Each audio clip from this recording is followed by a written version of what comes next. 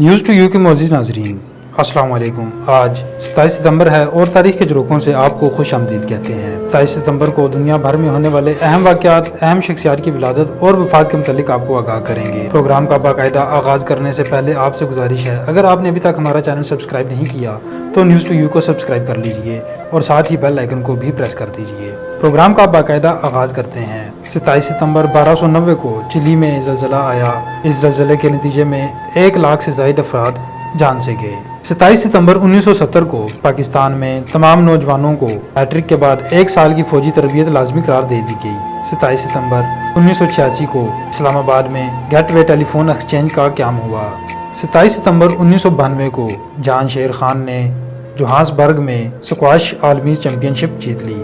ناظرین، 27 ستمبر کو اہم شخصیات کی ولادت کے متعلق آپ کو آگاہ کرتے ہیں۔ 27 ستمبر 1945 کو پاکستانی سیاستدان، وکیل اور پاکستان پیپلز پارٹی کے رہنما چودھری اعتزاز احسن کی پیدائش ہوئی۔